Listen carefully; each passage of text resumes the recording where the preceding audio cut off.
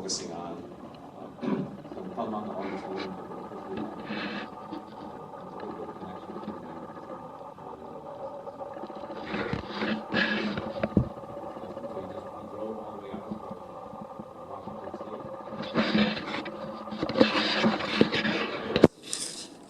and they're all rooting for him, I know. And anyway, so without any further ado, Dustin, go ahead and present your work. Well, I'd like to say I'm appreciative for all the help that I've gotten from this school, and I really enjoyed learning and being a student here. And I'd like to present my thesis defense, which is titled with the question. And the question is, will an axial rotated solenoid induce a radial EMF? But what that means is you imagine that the magnetic field is rotating with the solenoid, and there's this electric field coming off of it.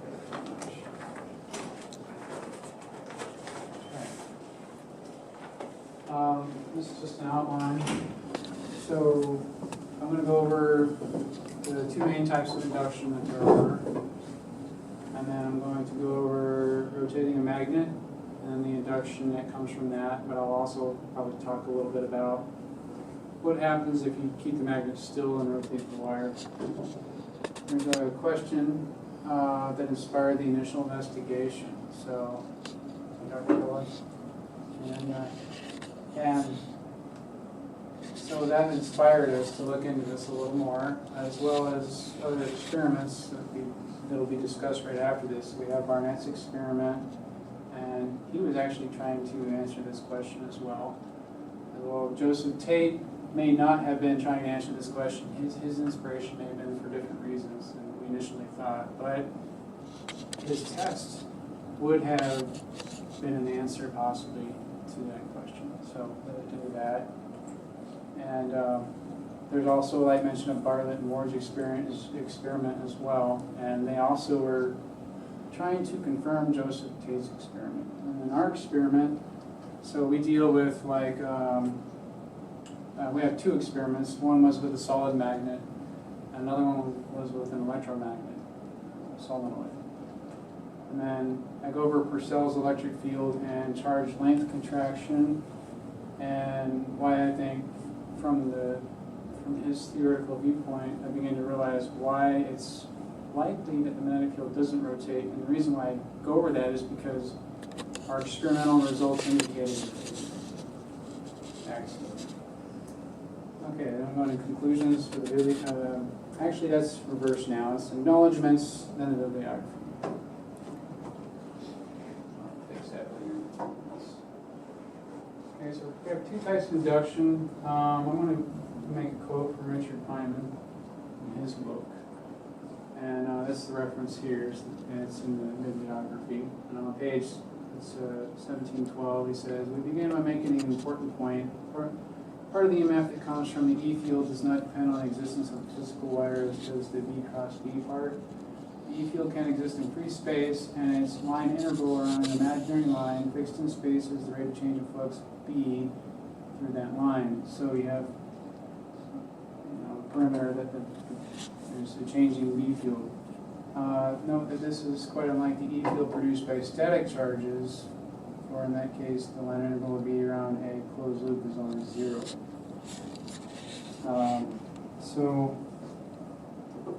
this is be like you're integrate around a closed loop for an electric charge, and yeah, but that's like around a loop. So with these equations, we get the basics of there's the B cross, there's negative dVdt equals the curl E. That's the change in magnetic field. You have to get light from that as well.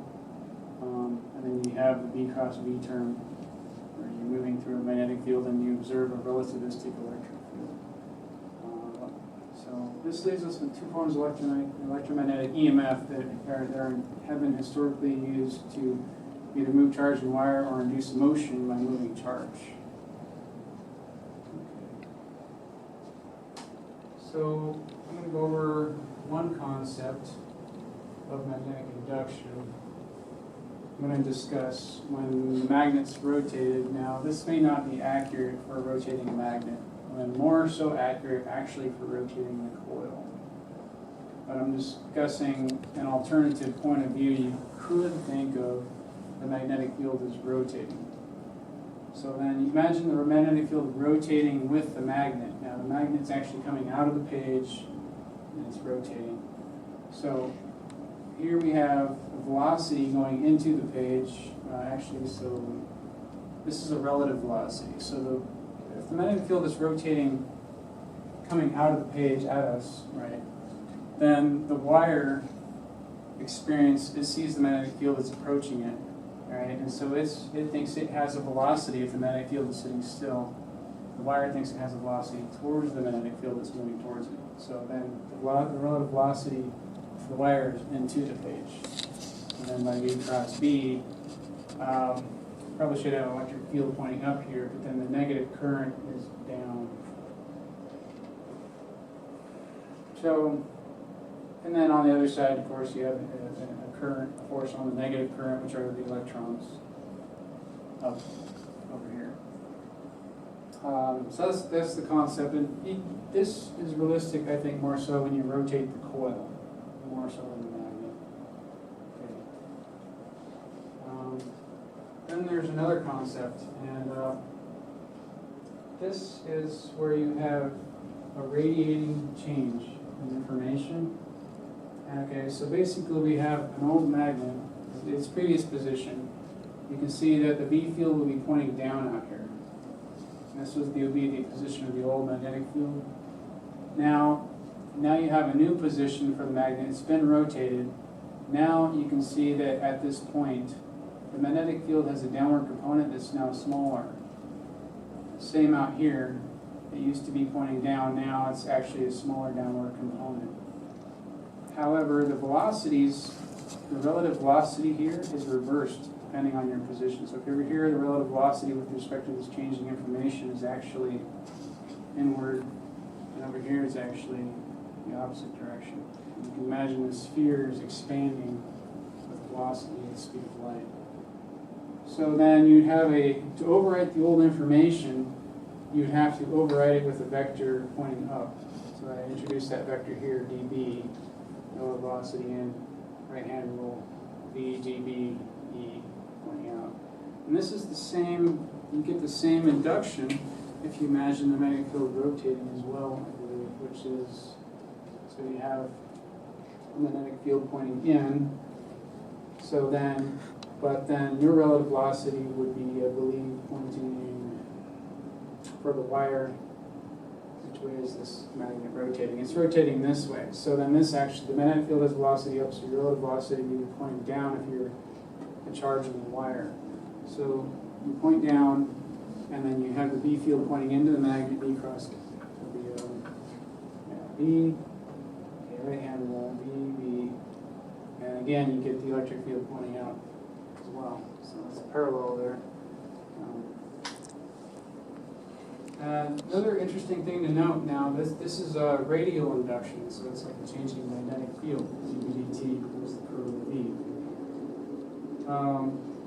However, we also have, you can also emulate a rotating magnet, right, with, as I put down here, three-phase coils that don't rotate at all. So you don't necessarily have to have a rotating magnet. You can use three-phase coils and do the same thing. All right. So I move on from this introduction to what's a form, that's just a mystery to consider. We'll be getting into later, actually. But that's just some basics of induction, what we might see. Okay. So here's a mystery. Now, this is the question we asked with respect to the Faraday generator. Now, the mystery is there's a force behind the Faraday generator. Okay, and the Faraday generator is a metal disc with a wire connecting its central axis to its edge. This particular Faraday generator I'm going to discuss has a metal disc that rotates with a magnet on the inside. So the magnet's rotating also. All right. Now there's a wire connecting the edge of the disc to the center. So the question is whether or not the magnetic field rotates with this disk. And so the question I wrote down here is the force on the middle disk, is the force in the disk? So is the disk rotating through a non-rotating magnetic field? In which case then the disk is experiencing velocity through this magnetic field and it's experiencing an EMF. Or is the magnetic field rotating with the disk? In which case the disk is sitting still relative to a rotating magnetic field, and it's the connecting wire that's experiencing the EMF. So I'm going to show you a picture of this real quick. Picture. Here's the disk. The question is whether or not the magnetic field actually rotates with the disk. And there's a magnet inside this disk. It's coated in metal. We have a sliding contact here and here. A voltmeter, but I shouldn't put the voltmeter there. You could put an ammeter there, right? And then we can have current flowing. But if you put a voltmeter there, you'd experience voltage, current trying to flow. All right.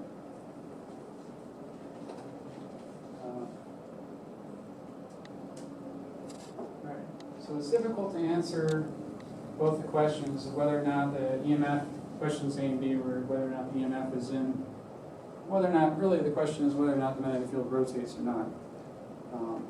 But also, where's the force in the Faraday generator? Is it in the disk or is it in the sliding frame, the sliding wire which resides in the lab frame? So the disk doesn't really reside in the lab frame in my opinion so much because different components of it actually have velocity with respect to the lab frame absorber.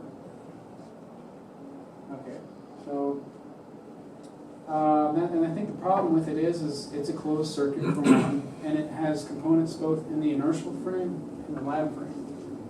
So it's hard to discern which one's experiencing the relativistic electric field.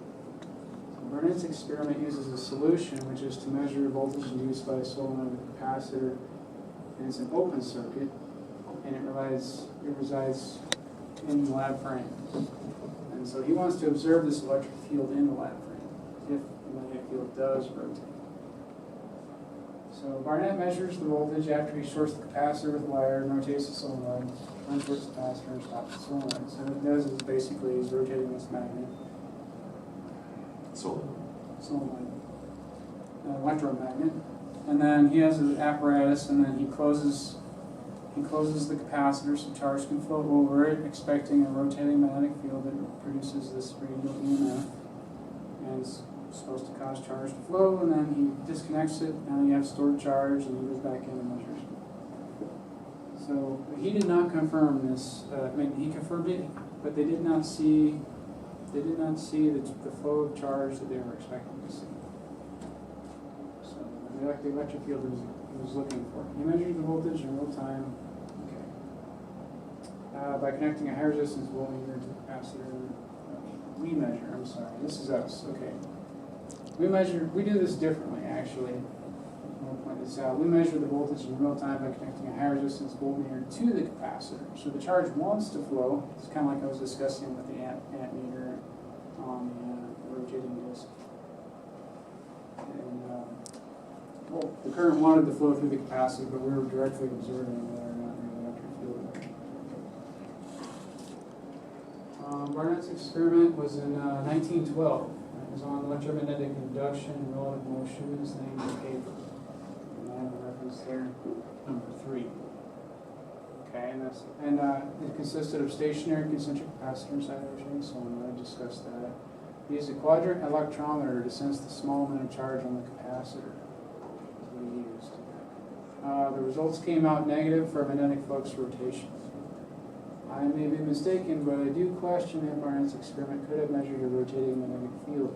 And the reason is because the lab frame capacitor, which resides in the lab frame, had an outer shield. If the capacitor were to observe an electric field in the lab frame, so would the shield, which also resides in the lab frame, and the shield shields the inner capacitor. I would imagine charge would flow to the ground before flowing to the capacitor, possibly. I can't say that for sure because I don't know his exact design. I'll show you the image, and he does have an earth you can see. I'll try to describe this design. So here's the solenoid, and then on here it's surrounded. It's like a tube, and it's hollow, and it's brass tubing, and it's earthed right here. There's an earth. And here's the key box set up, and basically he can zero out the capacitor. So that'd probably be what the earth is for, to try and zero it out. Okay. So basically, that charge might flow before it flows into the capacitor. It might flow here. The main thing is that basically what we expect to see from a solenoid is actually, I'll get into that a little later. If we were to observe a rotating magnetic field, we should see that electric field, and then that electric field would exist in the lab frame actually. And then you would have the shield reacting to that. Joseph Lee case experiment. These are the two references. Done in 1968, 1974 was just to touch on this experiment actually. So this actual thesis was in 1968, and it derived equations for relativistic interaction of electrons, and it applies to. He was actually doing it for just charges that approach each other, whatever. But later on he uses it for the charges going in the circular motion on the solenoid. It's, and arrives at what seems to be a change in charge for the solenoid. For current going around. Different velocities. So the electrons are moving at different velocities with respect to positive charges, and then the velocities were squared, so then you spun it up, and you get increased velocities squared become larger. Here's to get the electric field from charge. There's no considered flux in the frame, so that's another good point. Purcell has an electric field where you have a charge, I'm not sure what it is to get, but his flux, he has electric field pancake, and the lines can suddenly become black. It's like something's pressing. But his serves in 3 dimensions, so when, if you had a flat plane here, when it starts pancaking, some of these lines that are like close to the center line, they suddenly become pushed out into the dimension of this plane. And so you can see flux in the 3 dimensions, whereas I'm not sure Joseph Tate's does, because when I integrate it around the sphere, you get a velocity dependent change in charge of the actual conserve that discharge more conserves flux. But he conducted an experiment and measured a change in charge of the solenoid inside a capacitive box, hooked up to a balanced cathode electron. And so he had positive results on this. So we imagine if a magnetic field were to rotate in this box that he had, his rotating solenoid. I have an image of this. So, all right. I'm going to skip through this and get you back to the image. You would imagine that, rotating magnetic field, you imagine B cross B all the way around. There's like an electric field shining off the solenoid. We imagine that you could observe a change in charge inside the box. So this is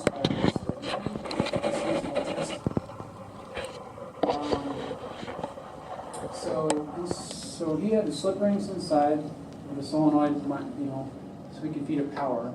He had a battery, he had a timer, he had a motor, and he monitored the voltage, and he measured the change in charge. And this is his equation for change in charge, and these are his coil specifications, and turns on the solenoid, rotations per second, and so, let's see here.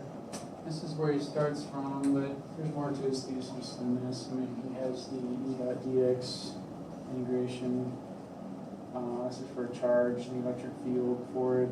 R prime is actually down here.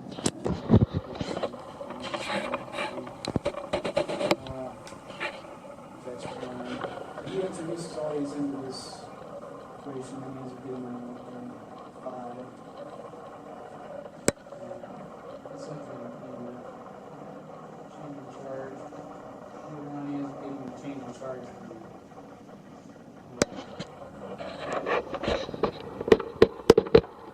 So I went ahead and read his electric field. I noticed that his electric field looks like this in his thesis. I noticed a similarity to it in Purcell.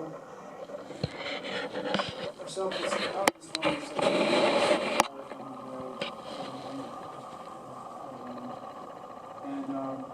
But his is of different powers underneath. And this totally changes the velocity dependence of the oscillation. So it doesn't consider flux. In fact, when you integrate, you get this equation here. It's CQ works. You get a series expansion. You get the key directional nut, but you also get additional velocity term. An experimental paper by Bartlett and Ward is an electron's charge independent of its velocity. So they knew from the get-go what was up, I guess, with Joseph Tate's experiment, and they wanted to investigate that. So this is a charge electron really changing the charge. And they attempted to detect a change in charge of HAC powered solenoids and this capacitor using lock and amplifier. Theirs was a giant sphere. It was a double sphere. And so then they had it inside this. They used the lock and amplifier was very sensitive. Their methods they used we didn't really want to use because it seemed like it was canceling out magnetic flux lines and it really couldn't say original. So they addressed Tate's experiment and they got negative results. Two experiments were conducted that we did. Neodymium magnet, coated magnet, we rotated that, and we also rotated the solenoid inside and out.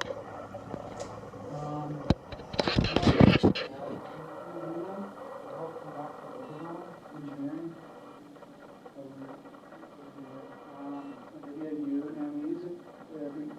We made a call out of it. When we locked it in, the University of Wisconsin-Madison's rotating wall. We rotated 3 high RPM, but they had very fragile bearings made out of ceramic, and with time constraints, we would have to sit there for a while trying to balance that thing. We decided it would be better just to take it back to the AU, which was a shame because we had cut off the color from it. With the help of the University of Wisconsin, Doug Runner, as Brandon Gilbert Clay and Gilbert Incorporated, actually helped me cut off this column part and even put in a new cylinder and rebalanced it. It's pretty amazing.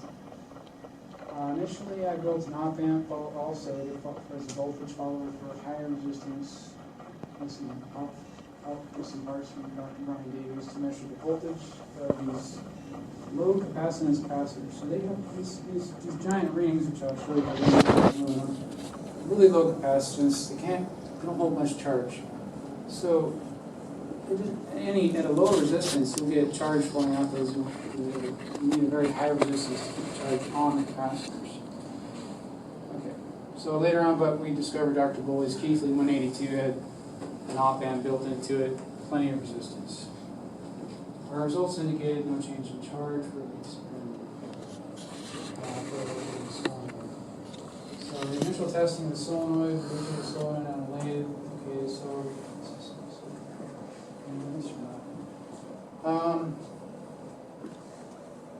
okay, this is what happened when we powered up the solenoid without rotating it. So this was interesting because we would apply a current to just a solenoid sitting there. Okay, here's your solenoid, here's your capacitors. Capacitors out here and here. And our voltmeters hooked up. This is all just connected. It's like a loop around the whole solenoid. You can crank up the current and you see this EMF just form. And it was just from the formation of the magnetic field, but it would just remain there because you would see the So the voltmeter would jump way up here, and then normally it would, you'd lose charge off the capacitor with time. The capacitor would just charge the function, right? And you shut the solenoid off, and that thing drops to negative. So it's like there's a pressure there the whole time. Not sure I understood that, but I would say it wasn't necessary for me to understand whether or not the magnetic field rotated. Let's see what else is there. It was possible also due to electric field pancaking. So this is another effect where you have electrons going around in a circle, right? I believe you pancake all the electric fields, but you're pancaking in 3 dimensions, and I have an open-ended capacitor here. So when you start pancaking electric field lines, it's possible that they're shoving electric field lines out the ends of the capacitor that are no longer being applied to the capacitor out here. So that might change the electric flux passing through the capacitor. And tried to estimate that. It came out, I thought, pretty close, but I didn't feel quite comfortable with some irregularities I was observing in differences of voltage depending on current direction. So, anyways, it wasn't necessary to pass that. So, what else is there? Current reversal, I just reverse the current on the wire on the power supply. That's all I did. Direction of current increase. Okay. So here's the first experiment. It's just on the rotary tool, the magazine, the magazine, spring. And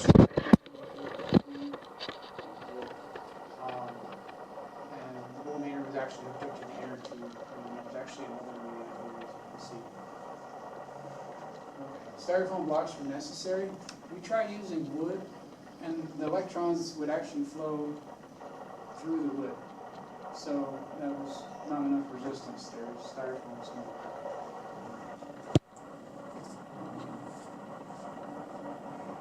Okay, so this is the data from the rotary tool experiment. So I'm just rotating a physical magnet.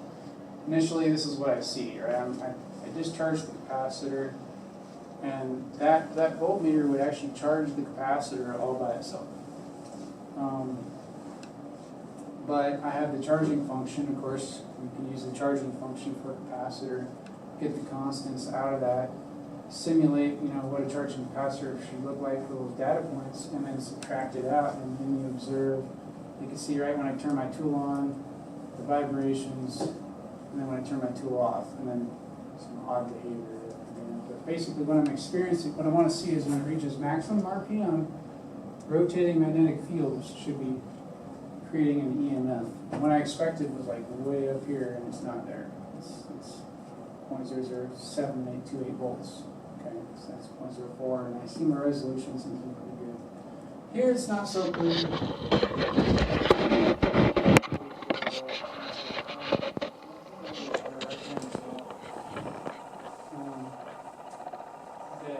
Here I have 2 opposing voltages I should be seeing. So I should be seeing one negative and positive out of this magnet.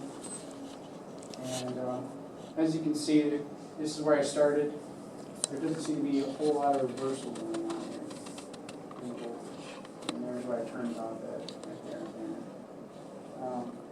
And what I should be seeing is like way down here, and then over here I should be seeing something way up here, starting from 0 when the magnet spins up.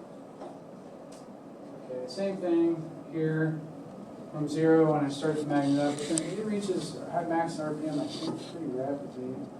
That's what it's, and not much in the way of voltage. It should be like way up here, and then you should see a voltage like way down here. Some of these spikes were interesting at the very end when you turn it off, when you turn the tool off. There might be something to those. But that's not what I'm looking for. I'm looking for a rotating magnetic field. Should be rotating with the magnet. So then this is just a picture real quick of the voltage follower that I worked on for a little bit. We ended up using Dr. Boyd's voltmeter. This is just some models that we came up with. This is one model, one of the first models I did. We settled on this with the help of Edita Ezerskite and I think Jeffries. And they'll help me out, Dr. Roach. we settled on this design. We did stress tests on the aluminum, made sure that it wouldn't break before we even started machining it. Then we started